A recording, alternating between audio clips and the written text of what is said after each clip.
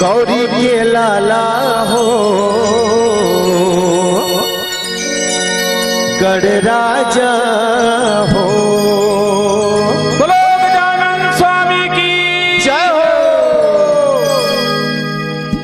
गौरी के लाला हो गढ़ राजा हो। गौरी के लाला हो गढ़ राजा हो। देवों में देवाते देवों में देवाते गढ़ राजा हो। गौरी के लाला हो गढ़ राजा हो। गौरी के लाला हो गढ़ राजा हो। देवों में देवाते देवों में देवाते गढ़ राजा हो। गौरी के लाला हो गढ़ राजा हो। गौरी के लाला हो गढ़ राजा हो।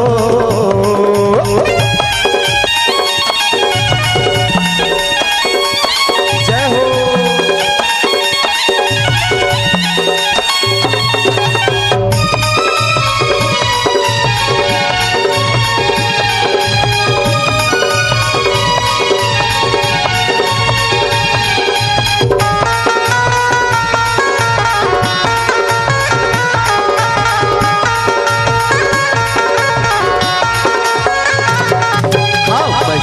तोरे जन जन गावे पहली तोला मनावे।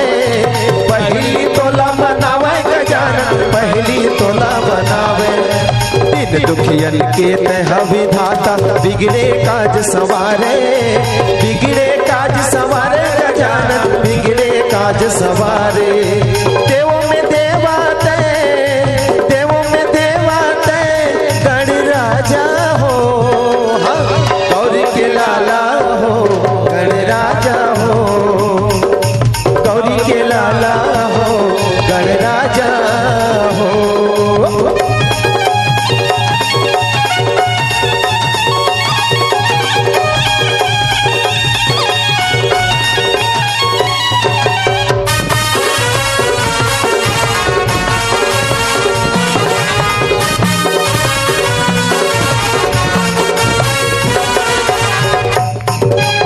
भादो महीना 11 दिन भर आके तह विराजे। आके तह विराजे गजानन आके तह विराजे। बड़े बिहनिया भोग लगा के ढोल नगाड़ा बजावे। ढोल नगाड़ा बजावे गजानन ढोल नगाड़ा बजावे। देवों में देवाते देवों में देवाते गढ़ राजा हो। गौरी के लाला हो गढ़ राजा हो। गौरी के लाला हो गढ़ राजा हो। देवों में देवाते देवों में देवाते गढ़ राजा हो। गौरी के लाला हो गढ़ राजा हो।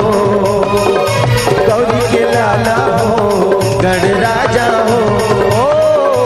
गौरी के लाला हो गढ़ राजा हो। गौरी के लाला हो गढ़ राजा हो। गौरी के लाला हो गढ़ राजा हो। गौरी के लाला हो गढ़ राजा हो।